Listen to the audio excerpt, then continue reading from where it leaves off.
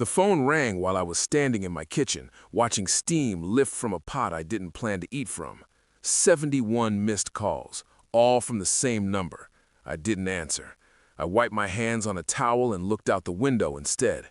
Snow on the screen. Switzerland, months earlier. A villa balanced above a lake like it knew something the world didn't. I remembered the quiet there, the way money becomes silent when it's finally free. "Enjoy," I'd texted back an hour ago. That was all. The call that started this had been smaller, quieter, a whisper, really. My mother-in-law leaned toward my wife at the dining table, the clink of cutlery masking her voice. She thought I was distracted. She thought I was safe.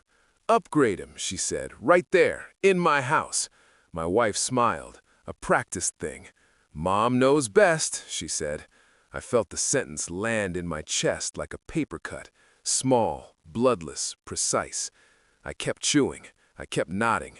I kept my face neutral, because that's what men like me learned to do early. Store pain, catalog it, let it earn interest. That night, I didn't sleep. I audited it. It wasn't infidelity at first, not in the way people imagine. No lipstick, no hotel receipts, no trembling confessions. It was expectation. They expected me to fund a life where I wasn't respected.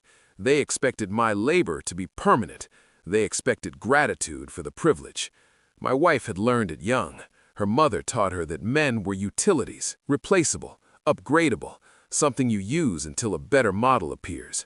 I saw it in the way expenses appeared without conversation, in the way my name vanished from decisions while my accounts remained present, in the way my mother-in-law spoke about me like a subscription. "He's stable," she'd say, "not kind, not loyal, stable." I noticed the small things first. Auto payments rerouted, streaming services upgraded, a car lease renewed without my signature, charity donations in my name to organizations I'd never heard of, networking with smiles. I asked once, casually, "Did you change something with the bills?" My wife didn't look up. "Relax, Mom knows best." That phrase again. It echoed longer than it should have. I stopped asking questions. I started answering them myself. There's a difference between anger and clarity. Anger is loud. Clarity is methodical. I chose clarity. I pooled every statement, every autopay, every digital fingerprint. I watched patterns emerge like constellations, a lifestyle inflated by assumption, a safety net built on my silence. I learned who my money was feeding. My mother-in-law's bridge club trips disguised as medical expenses, my sister-in-law's business venture that was just a funnel, the house remodel I was never consulted on. Externally, I was calm. Internally, I was cold.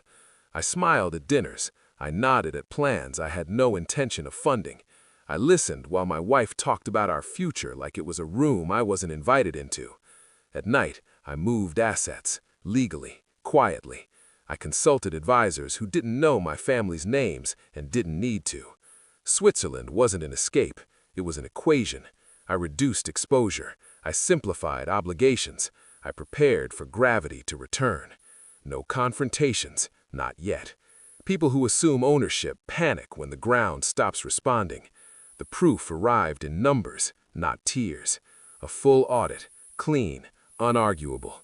I printed it and placed it on the table one morning, next to her coffee. She flipped through it slowly, her face drained in increments. "What is this?" she asked. "Our marriage," I said. No emotion, just fact. Her mother called 10 minutes later. I didn't answer. She left a voicemail. I didn't listen.